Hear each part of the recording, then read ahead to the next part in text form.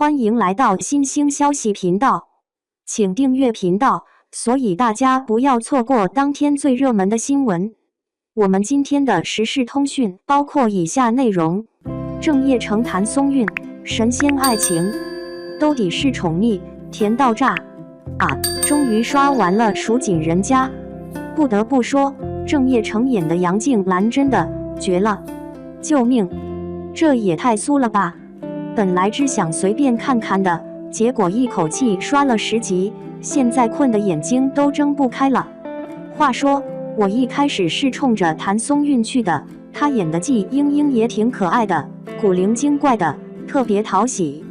但是，郑业成这次真的太抢眼了，完全就是我的理想型啊！那个抢亲的场面，我反复看了好几遍，太 A 了吧！既然你已决定嫁入虎狼窝，那换个人嫁可好？嫁给我！这句话一出，我直接原地去世。这是什么神仙台词啊？我当时在弹幕里疯狂刷屏，我可以。然后我朋友圈也炸了，一堆人在讨论剧情，还有人问我，你是不是又换老公了？这怎么能叫换呢？这叫欣赏。对，欣赏。说真的，杨静兰这个角色真的太完美了，简直就是24孝好男友的典范。对季英英那叫一个宠啊，简直就是捧在手里怕摔了，含在嘴里怕化了。而且郑业成的演技也肉眼可见的进步了好多，眼神戏特别到位，把杨静兰那种深情款款、温柔又霸气的感觉演绎得淋漓尽致。我记得他之前演过是什么来着？一时想不起来了，反正感觉这次的演技比之前更自然、更成熟了。对了，说到演技，我突然想起之前看的一个什么访谈节目，还是纪录片，反正就是讲演员的，好像说现在很多演员都用替身，还有抠图什么的，真是算了，不说了，影响心情。话说回来，杨静兰对季英英的这种兜底式爱情真的太让人羡慕了。现在这个社会人心浮躁，真爱难寻啊，老气横秋脸。像我身边的朋友，不是在恋爱就是在分手的路上，说多了都是泪。我有个闺蜜，前段时间刚分手，哭得稀里哗啦的，说渣男把她骗得好惨。我当时一边安慰她，一边在心里默默吐槽，让你眼光差，活该。不过话说回来，爱情这种事真的很难说清楚，有时候你以为遇到了对的人，结果算了，不说了，说多了都是泪。我记得之前看过一个什么情感专家，还是心理学家，反正就是那种很厉害的人，说过爱情就像是什么来着？一时想不起来了，反正就是说爱情很复杂，很难用简单的语言来概括。对了，说到复杂，我突然想起来，我最近在学一个新的软件，贼难用，各种 bug， 简直要把我逼疯了。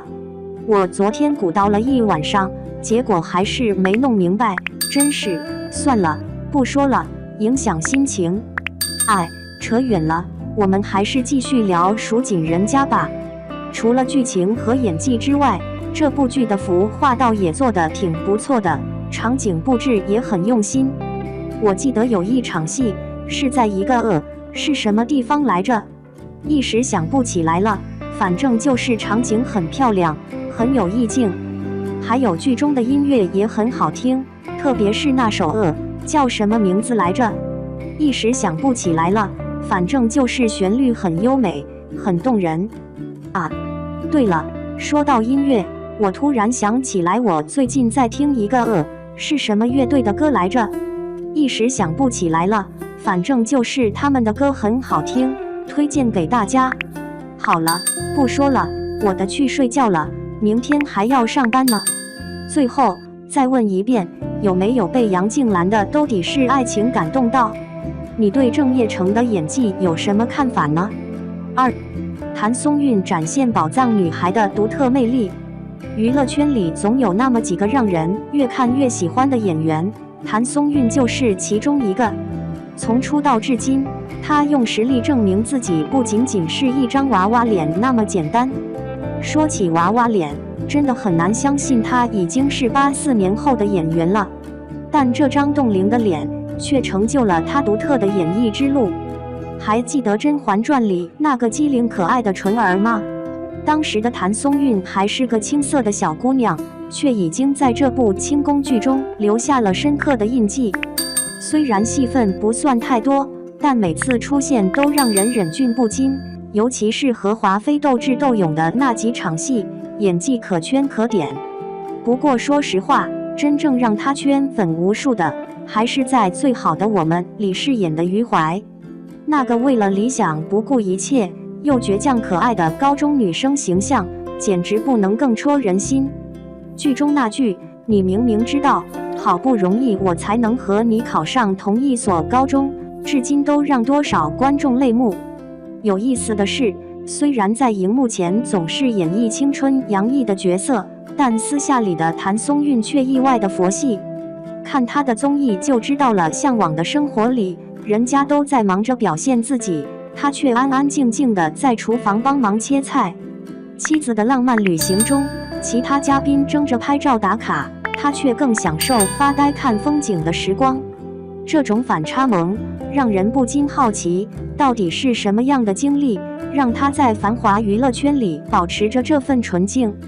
翻开他的成长轨迹，从北电毕业后，他并没有一炮而红，相反是用10多年的时间，一步一个脚印的积累，从配角到女主，从青春剧到古装剧，再到悬疑剧，每一个类型都认真尝试。《锦衣之下》里的袁今夏让观众看到了她的另一面，干练、果决，完全颠覆了之前的清纯形象。这部剧播出后，网友们纷纷感叹，原来谭松韵还能这样演。而在《以家人之名》中，她饰演的李尖尖更是让人眼前一亮。3个孩子从小相依为命的故事，她演绎的细腻真实，让多少观众看得泪流满面。私下的谭松韵特别接地气，经常在社交平台分享自己的日常，素颜出镜都不在话下，吃个火锅都能开心半天。这种不设防的真实，让她收获了一大批死忠粉。她对自己的定位特别清晰，不炒作，不营销，就是安安静静的演戏。